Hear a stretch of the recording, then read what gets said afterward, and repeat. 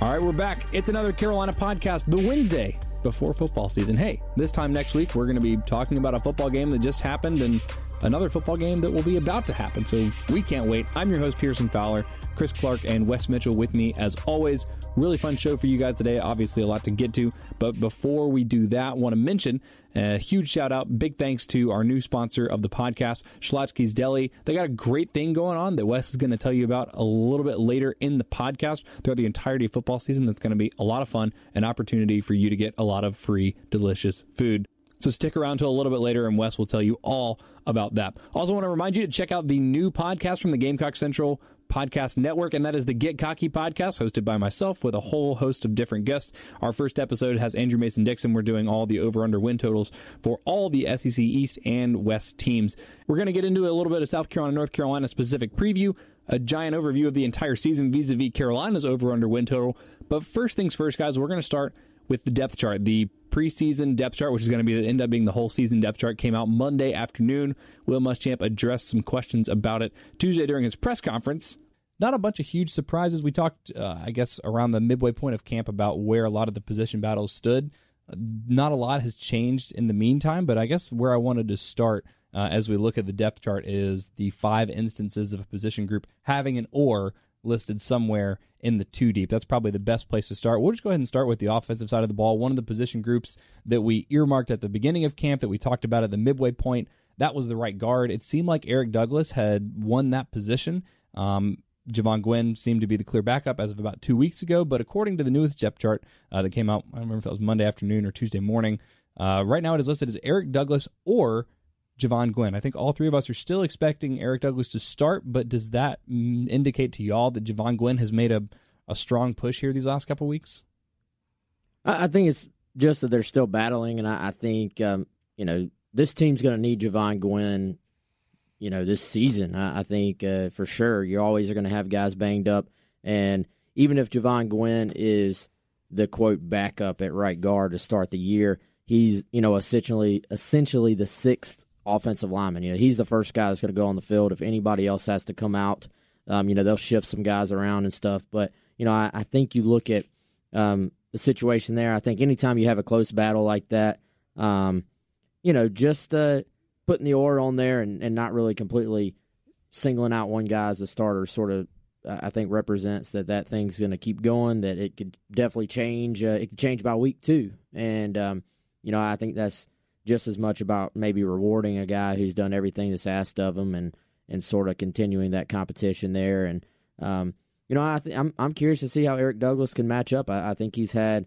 a very good offseason for what we've heard. I think getting stronger was something that he's had to do and that he has done. And, we'll see how he plays. And I'm very curious to see how the 2 new starters, Douglas and Hank Manos, fare, not just this week, but as the season goes along.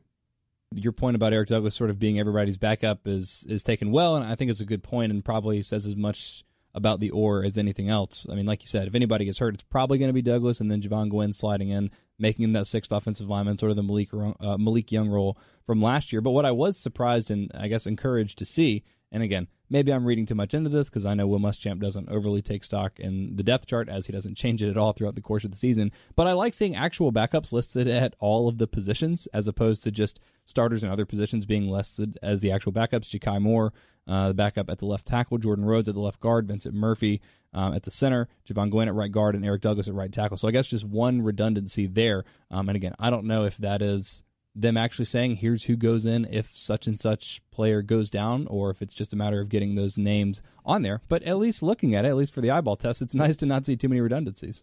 Yeah, and I was a little bit surprised that Jalen Nichols didn't get a list there as the backup right tackle. He's a guy, I think they're very high on him long term, very high on Ja'Kai Moore. I think, as we go through it, Chris, I think if the left tackle spot would go down, then Douglas would go in at left tackle. Javon Gwynn would go in at right guard. If the left guard were to go down, Douglas would go in there, Gwynn in at right guard. If the center were to go down, I think you'd see Donnell Stanley slide to center, Douglas to left guard, Gwynn in at right guard. Obviously, if Douglas came out at right guard, Gwynn would go in, and if Dylan Wonnum came out at right tackle, you'd see Eric Douglas go in at right tackle, and Javon Gwynn slide in at right guard, I think is how they would do it. I think the real question is what would happen next? Who's the seventh guy? Jordan Rhodes at guard would be a guy. Eric Wolford mentioned that they moved they rep Dylan Wanham some at left tackle, so he could hypothetically always move there, and then you play, maybe you play Jalen Nichols there at right tackle or something of that nature. Or if Douglas is still in there, you can move him to right tackle and Wanham to left. It does seem like that, Douglas is obviously the first guy. It seems like at almost any spot. Yep. He may be the first guy up except for center, like you said, probably Donnell in that case. But Douglas is a key, swing guy. But they do seem to feel pretty good about Javon Gwynn, pretty good about Jordan Rhodes as well. I think the tackle situation is the one that you'd really have to watch because, aside from Douglas or shifting Dylan Wanham over, it gets a little dicier there because then you're talking about true freshmen. And although those guys are talented, it gets a little dicey with those guys. And we'll probably hit on this a little bit more as we go, but as much as the depth is improved, there's still a handful of guys that I sort of have circled, at least in my mind, where I say, can't afford to lose that guy. And, I think particularly just the offensive tackles in general, that, I think keeping Hutcherson, keeping Dylan Wanham healthy is a key for this season when you start talking about the depth on the offensive line. And, they could absorb some things there if they have to, but, you start having to throw the freshmen into the mix, particularly earlier in the year. That's obviously not a very ideal situation. So like with any season, you just cross your fingers and hope that nobody gets hurt, especially up front on the offensive line, especially when you have a lot of unproven depth sort of behind those guys. But anyways, that's the first or I wanted to go over. That's the right guard, Eric Douglas or Javon Gwynn. Next up, in terms of the ors on the depth chart, at running back, not a huge surprise because I feel like we've seen this pretty much every year that Will Muschamp's been here. I was a little bit surprised. I thought we'd see one or. I thought we would see a Rico Dowdle or Tavian Feaster and then Mon Denson, but it is officially listed as Rico Dowdle or Tavian Feaster or Mon Denson. I was a little bit discouraged to see this. I was hoping that one or two of those guys would have separated them or him or themselves from the other one or two guys, but it seems like it's just as up in the air as it's always been, which makes me a little bit pessimistic that this is the season that Carolina is going to find a bell cow back.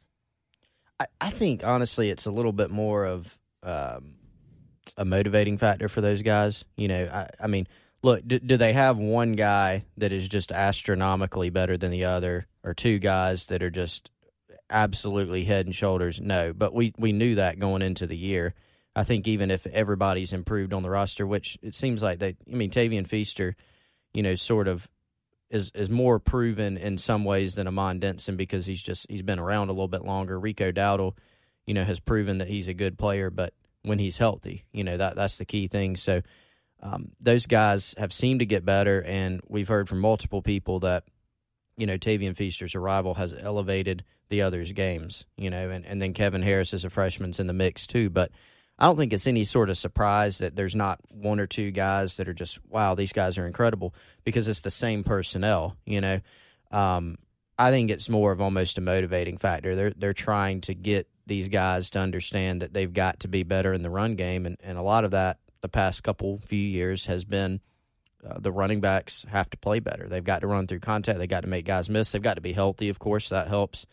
But I think it's a little bit of, nobody's separated. I do think that Dowdle and Feaster are the top two, but I think you put the or in there for Mon Denson because he's done some very good things in the preseason. He's got some experience, and they're just trying to push every button that they can to get these guys to recognize that it's going to be a competition and that whoever plays the best in practice and on game day is going to get the reps. But at this point, would y'all still expect the breakdown in terms of carries? Like if the coaches had to script out the whole game, obviously it's going to have a lot to do with the flow of the game, who's running well, who's running not. But at this point, if I said that Rico was going to get 17 carries, Tavian was going to get 11, and Mon would get 7 or 8, does that still feel right to y'all, or do you think it's even a little bit more up in the air than that?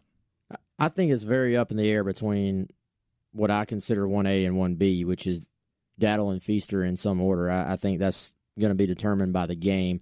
I think your Denson breakdown is probably about right. And I think honestly, in my opinion, it's just as much about just minimizing this storyline as much as anything because, the depth chart went out on Monday.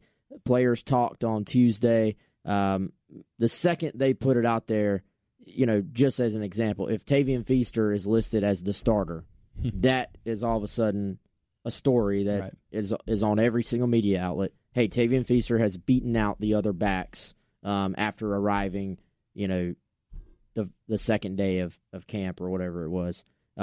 If Rico Dowdle is listed as the starter, all of a sudden that is a news story. And it's Tavian is not as expected. Yeah, Tavian he's has not been able to beat out Rico Dowdle. Yeah. I think so. This is a preventative measure for people like us. I mean, in some way, I think there's an aspect to that because I don't think they want it to be a story who the starter is. I think it's going to be Rico Dowdle went out there first, or Tavian Feaster went out there first. And I think you just throw Ryan Denson in there because he's a guy who's a senior and has done everything that's asked of him and has been a steady presence. He was the only guy of the three that was here this spring and healthy this spring and went through the whole spring practice with Thomas Brown. So, I think that's more of a nod to him and, as a senior, not to sort of then single him out as the one guy who's not, in the mix there. I think it's just about minimizing the entire thing. At the end of the day, it really doesn't matter at all who starts on Saturday. What matters for the season is going to be which guy performs the best, So I think they're just trying to minimize the whole thing. And I would be very curious, like you said, we're recording this on Wednesday. I would be very curious to know if they've told the guys yet who's going to take the first snap, or if it's just literally sort of like they've minimized it with them as well. Like, whichever one of you takes first snap doesn't matter. It's who performs the best. Well, and that was what we heard from Tavian yesterday. They had a little bit of player media availability, and he was like, look, we don't really care who gets the first snap. It's all about who gets the most snaps. And so it sounds like the coaching staff has gotten that running back room to sort of buy into that same philosophy, which is a good thing. Next up, this is the only or that's listed for a backup on the depth chart, but at defensive tackle, backing up Javon Kinlaw, we have a Zack Pickens or Rick Sandage. I guess interesting thing to me, just right off the bat, is Rick Sandage feels like more of a true backup to Javon Kinlaw, where Zack Pickens is, I don't want to call him necessarily the DeCarrion Joyner of the defense, but he seems like someone that could be moved around, played in a couple different positions. I feel like he'll probably end up playing Javon Kinlaw as much, like playing next to him as much as he'll end up like really backing him up, just in an effort to get him on the field. Is that a fair read? Maybe. I think Rick and Zach have both had really good off seasons. With obviously Zach getting in the spring, and Rick going through his second off season with the team, I guess. And I think the or there doesn't matter as much with the news that Keir Thomas is out for at least the first 2 weeks, because now basically. Those are your four guys: Javon Kinlaw and Kobe Smith starting, and then Zack Pickens and Rick Sandage backing them up. So, I think the or probably was used there just to include both those guys, because both those guys are going to play a bunch. Both those guys are going to, I think probably play each defensive tackle spot. It seems like it's going to be sort of interchangeable, but and I wouldn't be surprised, depending on matchups and obviously depending on Keir Thomas's health as the year goes on, if, at times Javon or Kobe ends up backing up Javon, and then Zach or Rick are on the field beside them. But I think both those guys, I don't want to minimize Rick Sandage either. I think both these guys are going to be really good players in the future, and probably going to be type guys that flash this year, that make some big plays. And, I think, especially with the Keir Thomas news, here's my question for everybody. How quickly do we see 26 and or 90 run out on the field on Saturday? Obviously, neither one of them starting, but I think, and it depends on, hey, does the opponent get a couple of first downs? Do you go definitely 3 and out, et cetera, et cetera? I'm going to say, I think by the third drive, if it's, if you have 2 3 and outs, or by the third first down, if it's the third phase of offense for North Carolina, basically. Yeah, okay. I think you're going to see those guys on the field quickly. Yeah, that's what I was thinking. Third or fourth is probably when you get them in. And, they go into a game with a preconceived idea of here's our 2-3 deep, and here's sort of our progression as to who we want to play up front. Sure, they'll talk about that stuff in the back end, but it's more important for your front, in terms of your defensive linemen. Those are the guys that are arguably at most points exerting the most energy, especially when you're talking about pass rush or chasing the ball sideline to sideline, and they're big dudes, so they're getting tired out faster, and that's an area where you don't want to have a bunch of big, tired 250 to 300-pound guys. So, yeah, I would say third or fourth series makes a lot of sense there. Yeah, and Wes, your point about the Keir Thomas injury is well taken, and the defensive line's interesting because, the rotation, I don't know, the rotation doesn't overly matter to me. Obviously, you have a first group out there, someone that's going to play the majority of the snaps, but they're going to play as many guys as they feel like can actually get out there and help.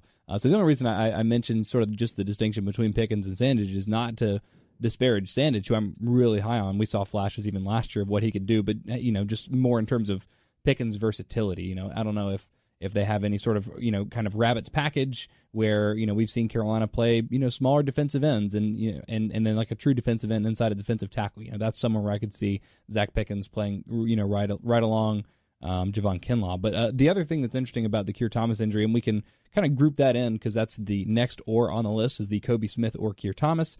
Obviously, with the news that Keir Thomas is going to miss a couple of weeks, it makes sense that that's going to be Pickens and Sandage. But I wonder if a guy that's not listed here on the two deep, and Joe Anderson, that Will Muschamp mentioned yesterday, and both of y'all kind of alerted me to, hey, be on the lookout for this guy. Y'all told me about him months ago as someone that could really emerge. I wonder how much of a factor he starts to play in the early part of the season with Thomas being out. Well, I would even look at Jabari Ellis. He's a guy has played some defensive end. I think played inside as well. Joe Anderson, I think, is more of an edge guy for them right now. In the future, he maybe could be an inside guy, but I think Joe's even been repping at the Buck quite a bit too, and maybe could be inside on some pass rush stuff like you're talking about if you're trying to sort of isolate guards with pass rushers and stuff like that. But I would say next guy up at defensive tackle once we get past those four. Chris, do you think it's probably a competition between Jabari Ellis and maybe Tariq Johnson potentially? Am I forgetting somebody as far as the next man up at defensive tackle? It'd be interesting to see if they would utilize Tyreek there. It probably depends on the snap level. If you're staying around 60 offensive snaps, which would be great for the defense, if you're playing about 60, then maybe not. Maybe they don't have to sort of dig down that low. Level. Right, but yeah, maybe. And, Ellis has worked inside and out, like you said. They've done some things. From what we saw in preseason, we know they want to do some of this year. Is they've played some 3-man and some 4-man, and Jabari's actually been playing and Joe Anderson. They've played the end in that package sometimes, sort of that 5 technique type of role. So, yeah, I would say those two make a lot of sense there. And Joe, like you said, Wes, has worked some buck, some end. He's taken some second-team reps at times and has impressed the staff in terms of, how he can rush the passer. I think maybe even they obviously really like the kid out of high school, but I think maybe even surprised folks a little bit with how he's looked rushing the passer. Last of our oars, the fifth of 5, the strong side linebacker Sherrod Greene or true freshman Jamar Brown. Now, caveat here, Carolina is probably going to be playing a lot of nickel. That's been sort of the conversation. That's why it's been so imperative for Carolina to find that starting nickel, which is Jamie Robinson, according to the first depth chart. But obviously the Mike linebacker, Ernest Jones, who's had a tremendous spring, is having a tremendous August, has really cemented himself as the will, allowing Carolina to move as the Mike, allowing TJ Brunson to move to the will. And then when Carolina is in a set where they have 3 linebackers, it is now officially a Sherrod Greene or Jamar Brown. Does this say more about Sherrod Greene or Jamar Brown? Well, I think for both those guys, it's a big positive. I think because that means you've beaten out the guy who was sort of penciled in there to start the camp. Eldridge Thompson was listed. I went back and looked. Eldridge Thompson was listed as the strong side linebacker, as the Sam preseason depth chart, and it was just him. Yeah, that was literally just him at that spot. So, both these guys have beaten out, at least according to this, have beaten out Eldridge Thompson, a senior who off-season comments from Muschamp, they were excited to have him back for his 6th year. So I think you look at that position, The linebackers in general, I think, have been upgraded this year because of what Ernest Jones was able to do. And Ernest Jones steps in at the mic, then all of a sudden I think you can upgrade your will linebacker spot with T.J. Brunson, and now you have a guy in Sherrod Green who, played a lot last year, had some good moments, had some moments he wants back, I'm sure, but now can sort of maybe focus in. I know he's still playing some will too, it sounds like, but can sort of focus in on that strong side linebacker spot. And, Jamar Brown been very, very impressive ever since he arrived on campus. I think it says a lot about him that he's already on the depth chart, that they wanted to mention him on the depth chart and sort of give him some recognition there. And, I'm curious to see what this linebacking group can do. They seem excited about this group comparatively, and, I think they think they don't have to really change up their calls if they're in, their second team is out there and stuff like that. And, the thing about that spot is a lot of weeks is going to come down to matchups as well. They do play some teams that are going to be in some two-back, that are going to be more power run-based teams. That's when you're going to see, three linebackers on the field. And in those cases, there'll probably be occasions where you're going to see Danny Fennell move out back to that spot because he's played it a lot in his career as well. Yeah, and Jamar Brown, to go back to him, he's a pretty impressive guy. He's already put on, a good amount of weight. He's up to in between 215 to 220 range. Of course, when he was being recruited, a lot of people said this kid's too small. We've heard that about that. That was a knock on Sky Moore coming out of high school. He did okay. And I'm not saying Jamar Brown's going to, tie the interceptions record as a linebacker. But he was playing at like 190 in high school, so he's added 225 pounds. So he's gotten a lot bigger, and this is a guy that he was I think a low or mid 3-star guy, but he was at one position the top linebacker on South Carolina's board as far as guys that they had on that were attainable guys that they recruited, and so they love the guy and really like his smarts, his ability to play sideline to sideline. He can cover, he can run, he's physical, he's got a nose for the ball. And so, now that he's added some weight, and he'll continue. Look, he's still just a freshman, so he'll have some struggles in terms of he's not going to be a grown man like some of these guys that they're going to be playing against. But he's got a chance to see the field in year one, which is, pretty impressive. And he played for a great high school team at St. Thomas Aquinas. That's it for the 5 oars, the real, on paper sorts of position battles. Is there anything else from the announcement of the official depth chart that jumped out to you guys that you wanted to discuss before we move on to some bigger preseason thoughts? I don't know if it jumped out, but in terms of specialists, the fact that, you sort of go back to what you trust with the returners, with Brian Edwards at punt return, A.J. Turner, correct, at kick return. Mm-hmm. Shi Smith backing both of them up. And Shi Smith backing both of them up. And Shi, is, I was going to say arguably, I don't really think it's even arguable. He is a more electric option than those guys in terms of probably his big play potential. But when you look at Brian and when you look at A.J., there's a couple guys that have done it. They've been around, they're seniors. Brian, was the guy with punt return last season. The number one priority there is secure the football. And so I'm not surprised that they went with the guy that they feel best about doing that. And then A.J. Turner, has some kick return experience. Be playing, unless there's injury, he'll be playing defensive back this year. But a guy that, that they feel like he's a really good special teams player. He's probably going to be on every special team anyway. And sort of just keeping that on his plate as well. Not a big surprise, but I just thought it was interesting that that's the route they went as opposed to a newcomer or somebody else. Yeah, thought maybe we'd see Xavier Leggett break into the 2 deep there as either the backup kick returner or punt returner, since we've heard so much about him just being an electric athlete. That has not happened yet, which is not to say it won't happen over the course of the season. It's just not right there on the 2 deep right now. All the specialists stay the same. The only exception, obviously, being long snapper Matt Oliveira coming in as a grad transfer. That was expected. Obviously, he wasn't on the team last year, but pretty much chalk there from the specialists. The only other thing that surprised me looking at the early depth chart is just seeing R.J. Roderick at the backup at nickel and safety. He was someone that, I think even the three of us just sort of talked about him as one of those 3 guys that was going to start somewhere at one of the safety spots or the nickel. I guess that's probably credit to Jemias Williams and JT Ebay for having a great camp to lock down those safety spots and for Jamie Robinson to come on strong and be able to secure that nickel. But it is surprising for a guy that started half of last season and showed flashes and looked pretty good. Yeah, and it might be a little bit more. You might see, and Wes mentioned, matchup related in terms of the linebackers. You could see that some this season. I mean, RJ's a bigger, more physical presence, whereas Jam is a little bit more of a cover type safety. Although he can roll down, he's a better tackler than he gets credit for, especially with his size. He's good at roaming around and finding the football.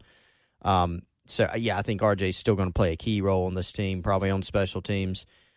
He's still going to play, I think, plenty. He could end up starting this season. But, JT missed some time, but you got to remember, I mean, he's an experienced guy. He's a sharp guy, knows the defense well. Safety's a hard position, from a mental standpoint to play. And all these guys that they've got now, they've got experience in it. They've picked it up.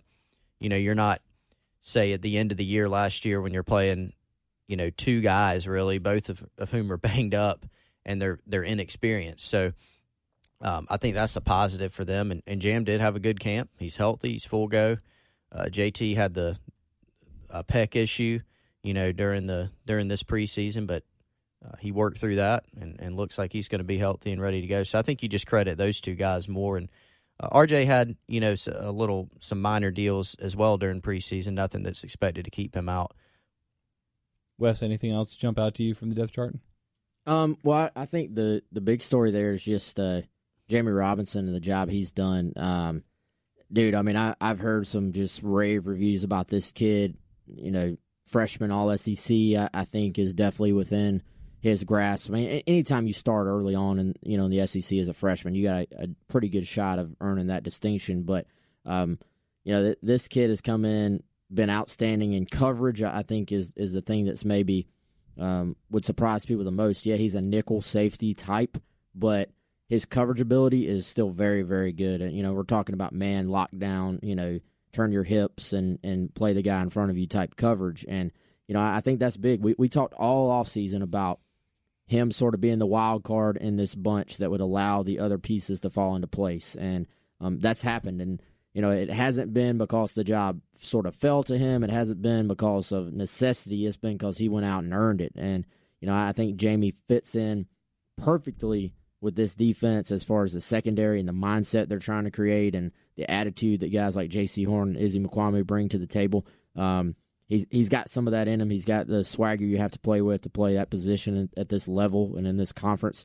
And, I'm excited to see what Jamie Robinson's going to do. I think if you're going to sort of name a freshman out of all the true freshmen that is going to make the biggest early impact on this team, then it's clearly going to be Jamie Robinson.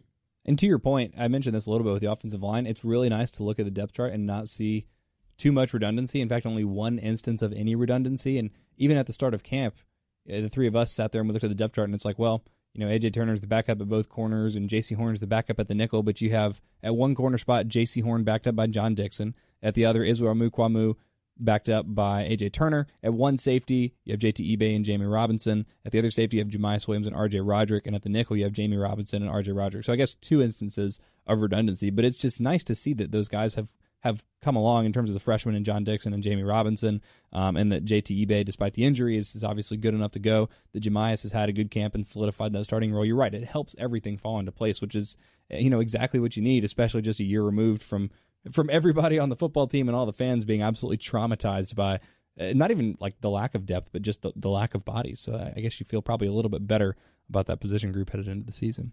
Anyways, that is the two deep for the North Carolina game, and if you ever go look at the two deep again, it's going to be that for the rest of the season, even if that changes. So this is the last time we'll ever really get to talk about an on-paper depth chart.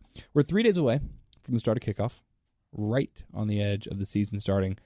I was looking at, and by the way, you can go check out the new Gamecock Central podcast as soon as it's posted, the Get Cocky podcast, which is hosted by myself. Got a bunch of guests that are going to be coming on with me throughout the course of the season. But to get things started, did a podcast with Andrew Mason-Dixon discussing some over-under win totals for all the SEC teams. First episode is the East, second episode is the West. Very surprised. And we knew what the over-under was for Carolina, although depending on where you looked, it was either 6.5 or 6. But right now, at least the book that we were using for reference, South Carolina is listed at 6 wins. That's their over-under. And the crazy part about this is that the over is plus 110. The under is minus 155. For those of you that know what that means, great. For those of you that don't, we're not going to overly fixate on the gambling part of this. But guys, we'll just do this real quick. We don't have to run through game by game. But if I told you right now that the value pick was Carolina over 6 games and that the most of the money was going on the under, that seems a little bit wild, right? We're not being too optimistic here, thinking Carolina's going to win at least 6 games. I mean, I keep sort of, when I try to break it down, 7 wins is what I sort of keep going to as being, I don't know if that's my prediction yet. I struggle with that type of stuff, but 7 wins just keeps popping out in my mind as being a good year. It means things have gone pretty well. You know, I think fan base maybe is okay with that. I wouldn't say even then that they're going to be overly excited with it. Yeah, but it's kind of sad. There seems to already be sort of a resolution in the fan base that this is going to be not the most exciting year, which stinks. You know, people should enjoy this time of year. I think it's going to be exciting. Yeah, I think exciting. Yeah, it will be exciting. And it'll be interesting. Yeah, it's just that's a definite. The matter of how many wins can you actually find on that schedule. Mm-hmm. You know, if they go 8-4 with this schedule, then Will Muschamp should be SEC Coach of the Year, I think. Without knowing what anybody else is doing, just to get 8 wins, that means, because if you break it down, and I'm talking about regular season wins. Yeah. If you break it down, then that means either A, South Carolina has beaten every single team that they were supposed to beat, and all the sort of toss-up games, because we, you know, from a South Carolina perspective and, you know, the South Carolina fan base, everybody likes to take the toss-ups and throw them in the win column. You know, when you start predicting a season, you like to say, oh, well, you know, surely Carolina will beat Missouri. Carolina will beat Kentucky this year. Carolina will beat Tennessee. You like to take the toss-up games and toss them in the win total. But so 8-4 means either A, you've won every single game you're supposed to and the toss-up games, or you lost one of those along the way, but you've beaten one of the 4 teams that no one gives South Carolina any credit to beat. So that means... Go ahead. That means there's a marquee victory right in the mix, and I'm putting Clemson, Alabama, Georgia, and then Texas A&M in that 4 where they're going to be heavy underdogs. Heavy underdog, yeah. My only pushback to that in terms of, I mean, 8-4 would be a great season given the schedule, assuming that those losses are to Clemson, Georgia, Alabama, and Texas A&M. The only thing missing from that scenario, though, is that Will Muschamp's still really kind of looking for a marquee win. There's a very good chance that Carolina could go 8-4 and not have a win over a ranked team. The only other ranked team right now on Carolina's schedule, other than the ones that we're assuming they're going to lose, Alabama, Georgia, Texas A&M, Clemson, as of right now, is Florida. And I think it's a very realistic possibility that Florida's not ranked by the time they play Carolina. They got to play Auburn and they have to play LSU before they play South Carolina. If they lose both of those games, you could see Florida slip out of the top 10 or top 25. I mean, not to mention just a generally uninspired performance against Miami last week. I'm not overly sold on this Florida team. Now, I'm not saying that 8-4 wouldn't be good, but it would still be lacking, I think, what fans have been waiting for a couple years now, which is like that real like marquee Will Muschamp hang your hat on that win. Well, it's tough. I can see, especially given that South Carolina just hasn't done it yet, but it's not just that you're playing probably at least four. If you're taking Florida out, you're playing 4 ranked teams. Okay. But you're playing 3 top 5 teams, right? I mean, yeah. I mean, they're all top 5. Top 3 teams. Top 3 teams. Okay, so that's a little different. Yeah. Okay, if you're talking about playing not just 1, not 2, but 3 teams that are at the top of college football. Pick the 3 teams that are at the peak of college football right now.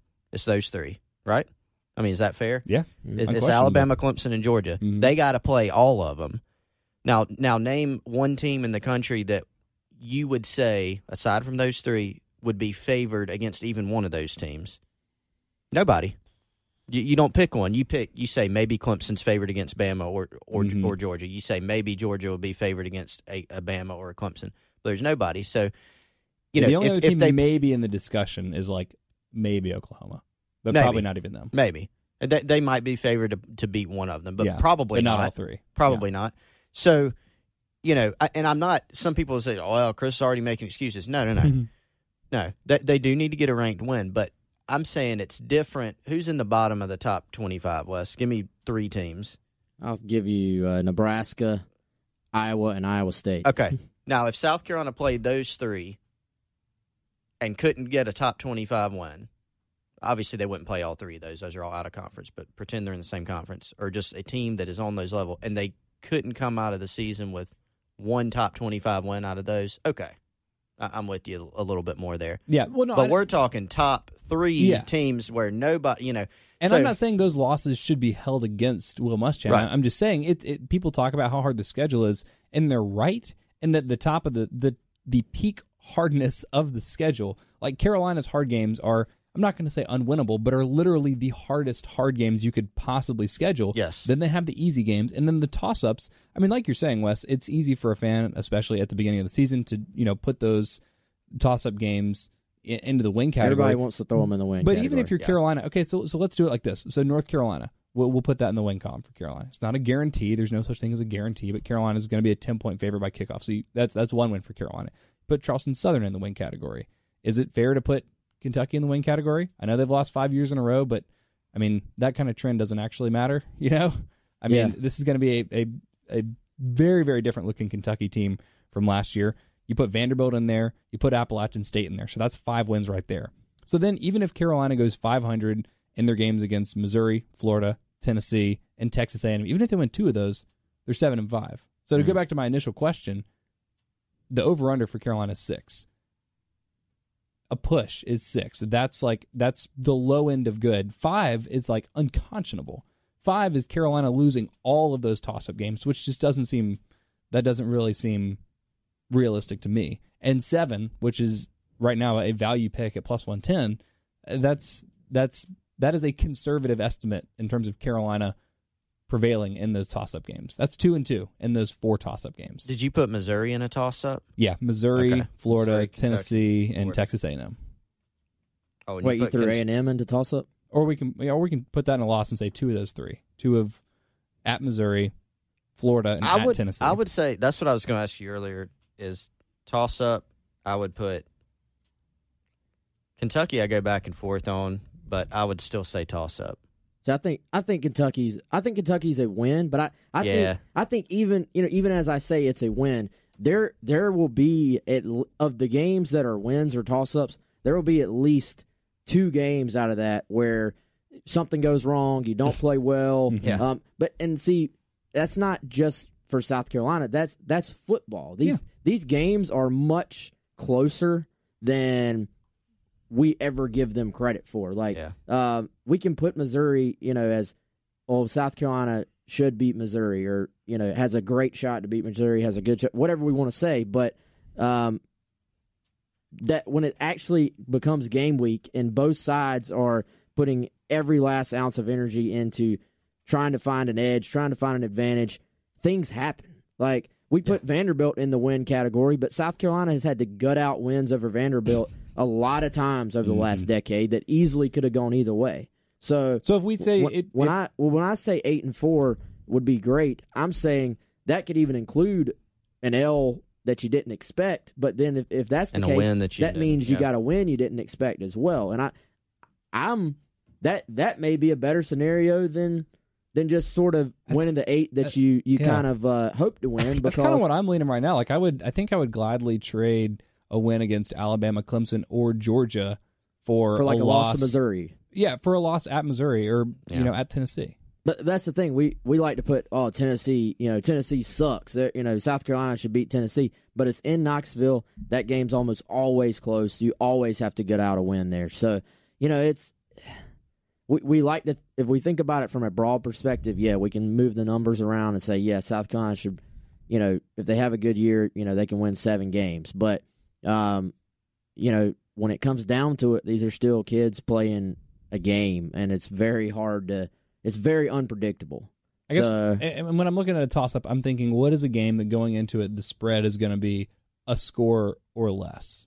Carolina right now is already a 9.5 or 10-point favorite against North Carolina. They're going to be a 20 or 30-point favorite against Charleston Southern. They're probably going to be close to a double-digit favorite against Vanderbilt, depending on how the season goes. I could see Kentucky being in that 8 or 9. And then Texas A&M, again, that's at the end of the season, so it's really hard to predict that now. But it wouldn't blow me away if that was Texas A&M -7 or even -7.5. Yeah, and that's the hard thing. Everybody. No, I would say everybody. A lot of people want to, predict the season. What is the record? I don't know, man. And it's not just a cop out, but it's like you can go unless the team that you cover is just obviously heads and shoulders, like we have a body of work. We know the roster. We know the two deep. They have a big body of work. They have most of their guys returning. And they're obviously heads and shoulders better than everybody on their schedule. It's hard to go through and say they're going to win this amount of games. Or if you just know, I mean, they were horrible last year, and there's no help on the way. They're probably going to be pretty bad. It's hard to say. I mean, right now we can look. We know that Alabama, Georgia, and Clemson are probably better football teams than South Carolina. Or no probably about it. I mean, Clemson, at least offensively, is elite. Got some questions about their defense in the front seven. But I think they have more questions than Bama or Georgia in that regard. But the rest of the teams, it's closer. And maybe South Carolina is on paper even better than a Missouri, a Tennessee, a Florida, et cetera. But it's not that big of a gap to where, I mean, we need to see the teams play like 1 or 2 weeks before we can start sorting everything out, I think. What if you have a couple of injuries going into the Missouri game? What if you're all banged Jake up Bentley, for Florida, Brian Edwards, and Rico Dowdle, and Tavion Feaster are all hurt. Obviously, that changes the calculus of your season. Yeah, I mean, you don't know. And I mean, we can sit there and say 7 wins easy, but then, I mean, you look at ESPN FPI, and it only has South Carolina favored in 5 games this year. So that's what I'm saying. You have the 5, and then if you say 500 in toss-up games, which I think is fair, I don't think anybody could hear me say that and say, oh, you're being a homer. No, I mean, a toss-up game, you're probably statistically, if you look at a 10-year analysis of games that are on 3 points of either side of the spread, I feel like Carolina's probably like 500, maybe a couple games above or a couple games below. That's just kind of how those things work. So you factor that in, that gets you to 7, which is why I feel reasonably good about Carolina's ability to hit the over there. But I guess we will all find out. We'll get a good idea of what the rest of the season is going to look like. Starting on Saturday at 3:30, South Carolina is playing North Carolina. A North Carolina team that's going to look very different than they did last year. They've been absolutely horrendous the last 2 years. They've won 5 games. I didn't know this until I started digging into their schedule a couple weeks ago. They've only won 3 games against FBS opponents in the last 2 years. They have 5 wins. 2 of those are over Western Carolina. 1 of them is against Old Dominion, and then 2 of them, interestingly enough, are against Pitt. But they have a new head coach in Mack Brown. They have a new offensive coordinator in Phil Longo. They have a new co-defensive coordinator in Jay Bateman, although Mack Brown did retain Tommy Thigpen, who was there last year for North Carolina. What's your guys' take on this game? I have told people as long as they can get Carolina up to like -10 to hammer that, I feel really good about Carolina. North Carolina is in a ton of transition. They have talent. Chris, your piece on Gamecock Central, I always enjoy reading the I don't remember exactly what you call it, but basically looking at like comparing the star power of each of the teams during the week leading up to the whatever game. I always enjoy seeing that. And North Carolina's got some talent, but so much transition. And I think the word that Mack Brown used to describe the last scrimmage that North Carolina had this August was frightening. Which just, if you're a Carolina fan, you got to be feeling great about that. Well, they do have some talent. You're right. They got some youth. They're thin at some spots. They lost, I think last year, they lost 5 games by a touchdown or less. So they were close in some situations, but they don't have a lot of quality depth. They're also going to be missing one of their starting corners is going to be out at least a half. We don't know if it's first or second half because of the fight in the NC State game. Also, one of their linebackers who may be a backup, maybe a starter, Dominique Ross, he's going to be out as well for a half. We don't know if they'll split those up or it'll be same half. We don't know first or second. And I'm sure they're not going to advertise that until the game starts. But that's one thing to consider. Offensively, their system can create some issues because it's nothing that USC hasn't seen, whether it's on tape. Phil Longo at Sam Houston State. Of course, he was at Ole Miss last year. He's not going to have the experienced quarterback or the receivers that he had there. But he's got a couple good running backs in Michael Carter and Antonio Williams. They have some receivers like Daz Newsome, the Brown brothers, are guys who have speed, can take the top off the defense. Inexperienced quarterback, a guy who can move around and make some throws, but he's a freshman. So how is he going to perform? Can South Carolina get to him early? Can they force some mistakes? I think those are some key storylines. And the Gamecocks' defensive front, to me, I think we're going to have an early idea of maybe if the defensive line can make a difference for the Gamecocks, not only in this game but going forward. This is probably one of the weaker fronts they're going to see this year when you factor in talent and inexperience. Their center, Nick Polino, just moved over less than 2 weeks ago to center. He's got a little experience, but he's played guard, so he's moved to center. Marcus Mckeithen, who's actually from Barnwell, South Carolina, is going to be holding down a guard spot. He played in just a few games last year as a backup. Their right tackle hadn't played in many games, and one of their guards, Ed Montilus, has never taken a snap. So this will literally be his first action. So that, to me, is a key. And then you look at defensively, Jay Bateman, you look at what he did at Army.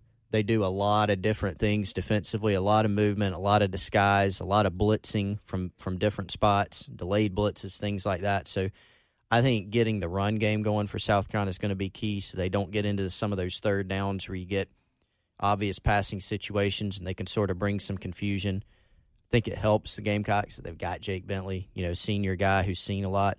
But they'll have some change-ups and some different things, so they'll have to be ready for that. It's going to be more important than ever for Jake to be able to keep his cool and to bring sort of a calmness and a maturity to a game that's it's the first game of the season. Both teams are going to make some mistakes. There's going to be some emotional ups. There's going to be some emotional downs.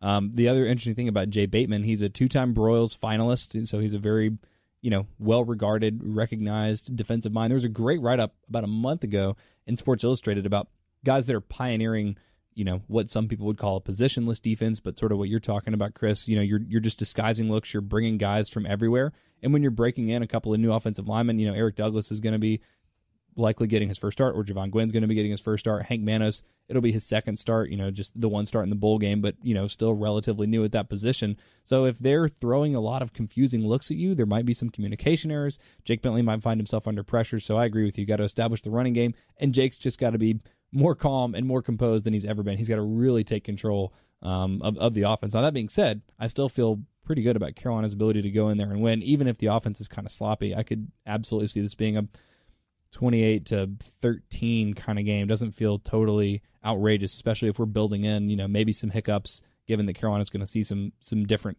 looks there on in terms of facing North Carolina's defense. But I still feel pretty good about it just because of all the inexperience you mentioned, all the turnover, and the fact that it's just going to take a while to turn around a program that won 3 FBS games in the last 2 years. Yeah, I agree. I've heard this is the North Carolina team that's really struggled in the scrimmages. On top of what Mac Brown has said, I think like you said, this is year 4 for Will Muschamp. It's year 1 for Mac Brown. There are some there are some pieces there that he sort of inherited that can help. I like a couple of their receivers. I think are pretty good. I think Sam Howell is going to be good in time, but I think they're going to really try to limit things for him. I would imagine you have to do that with a freshman quarterback. That very much plays into South Carolina's favor as a veteran defense. I think they can probably do a lot of different things and try to put him in a position to be uncomfortable. And, to Chris's point, I think South Carolina should be able to run the football against this front, I believe. And to me, this offense, just from what we saw last year, although I think we're going to see this offense has continued to evolve. There's going to be some new things. We're going to see some stuff we didn't see last year. I imagine you may see some more actual 4-wide type stuff just because of the situation at tight end. Maybe some under center stuff, just some different looks that we didn't necessarily see last year. But I think that when this offense was at its best, it was getting explosive plays, and when it was getting those explosive plays, it was because they were able to run the football, and teams were put in a position to have to deal with that. That opens up everything down the field. I actually like the Carolina receiving core against a kind of suspect UNC defense, and a secondary that's going to be missing a guy. I just think it sets up well for South Carolina. I know it's week 1. There's going to be some week 1 jitters for guys. There's going to be more mistakes than usual. Probably be some just weird plays. There always is, But right now, the number that keeps coming to my head, I think like 31-10 type game. I think makes sense. And then if Carolina gets a big turnover or something, pick 6, maybe that number goes up. If North Carolina gets a big turnover or pick 6, scores on defense or special teams, maybe they end up scoring 17, 20 points, something like that. But I sort of think baseline 31-10 is just sort of to me, on paper, that's the distance between those two teams right now. Yeah, that feels about right. I can't wait. Are y'all? Are either one of or both of you going? I will not be there. And by the way, before we get any later, I've got to mention the fact that we have a new sponsor that is new for our podcast, but not new for Gamecock Central readers. And that is the return of our Slotsky's Deli contest on our forum. And you're making a face over there like you want in on this. Schlotzsky's. Dude. There's one right around We should go there after corner. this. Yes, we absolutely should. And everyone listening should go. And we're actually, you know what, dude? We need to give away, I'm doing this on the fly, but we need to give away some Slotskis to a podcast listener as well, not just on the forum. So I've got some gift cards that I'm going to be able to pick up this week for our contest. But first, let's talk about the Predict and Win. So you don't have to be a subscriber to get in on the Predict and Win. If you're a subscriber, go to the Insiders Forum. If you're not a subscriber, go to the Fighting Gamecocks Forum. It's pinned to the very top. It says It's Back, Slotski's Tailgating Trade Giveaway. And all you have to do is register. Register for free. You don't have to sign up, like subscribe or pay any money. And all you have to do is give the score to the game on Saturday. And then tiebreaker is the starting quarterback for North Carolina's passing yardage. That's just a tiebreaker. But the actual contest is the closest to the score. And the winner get a $60 tailgating tray to Slotski's Bakery and Cafe. That's 529 Bush River Road, Columbia, South Carolina, or 1305 Knox Abbott Drive, Casey, South Carolina. And also, if you want to get something catered from them, that's 803-605-1686. But, yeah, dude, I've gotten the tray before.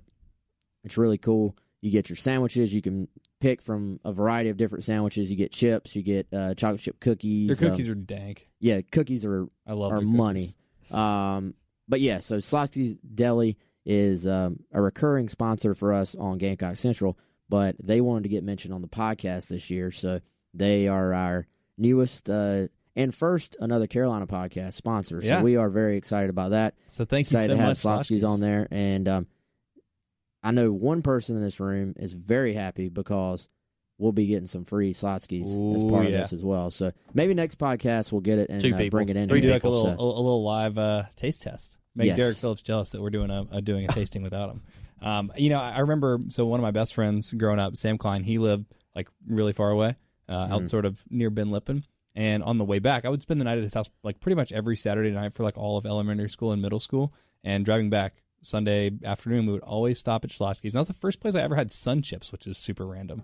I like Sun Chips. They're very underrated. I used to get their they had like little personal pizzas that I think was maybe on the kids menu, and then eventually, kind of like grew into the actual. You graduated into the sandwich. Thank you, into the sandwiches. But yeah, Wes, stop pulling up the pictures of the I'm hungry. Yeah, I'm hungry now. It's like almost lunchtime. Look at that. They're smoked cheesy, which is get that off the screen. They have a bunch of different varieties, but the turkey barbecue bacon smoked cheesy is look at that thing. My go-to jam. Dude, I'm not a veggie. Like I like meat, but this veggie avocado one that does look with good. that sauce on there too actually looks. We can't say it looks good. Pretty money. People listening can't see what we're looking at. Well, they have to go and find out. To me. If you go to Slotski's, then you will see. Yeah. Again, they have one Bush River Road. That's 529 Bush River Road, Columbia, 29210, and then 1305 Knox Abbott Drive, Casey, South Carolina. I was actually at the Casey one. That's the one close to me. It's right next to the Diet Walmart. Yeah, yeah, exactly. I was over there on Friday, met with those guys and talked some football and got this this promotion sort of locked in. But very, very excited to have them on again for another year, and excited to get some free Slotskis, to be honest. It's going to be great. So we're going to give away a lot of free Slotskis, too. Perfect for game day, which, by the way, is 3 days away. So this time next week, we're going to be talking about a real Carolina football game that will have just happened, and then another Carolina football game that will be about to happen, because that's what happens now around this time of year. You know what? Wait. All right, I'm making this up on the fly, but I say we're going to post a thread for next week's podcast, sending in questions about the game, be it about North Carolina and how the game went, or about the upcoming game at the time with Charleston Southern. We'll pick a question of the day from that. We'll answer the question, but whoever gets picked as the question of the day, I'll give them $20 to Slotski's. Fantastic. Wow. That's all you have to do. All you have to do is post a good question? Yeah, but it's got to be a good question. Yeah, no, sorry, Josh. Ooh. Oh, wow. Oh. Adding Josh. Ooh. That's brutal. All right. Well, we're gonna have that going throughout the rest of the season as well, which is great. And all of this, like you said, you don't have to be a subscriber to Gamecock Central, but if you want to be, because if you want to make sure that you're up to speed with everything happening over the course of the football season, you can use the exclusive podcast code GCPod to get a month of Gamecock Central Insider access for free. All you have to do, use the code GCPod. It's fantastic. Month for free. That's all there is to it. Also, subscribe to the newsletter. Also, be on the lookout for the new Get Cocky podcast from Gamecock Central, which is going to be really fun. We're going to have that rolling throughout the season. That's going to be on Mondays and Fridays. We're going to have this rolling on Wednesdays. So much going on right now, which makes sense because it's the start of football season. So y'all go, get some sleep. Prepare yourselves for never-ending football from now until basically February. Will do. Cool. All right. We'll talk to you guys next week.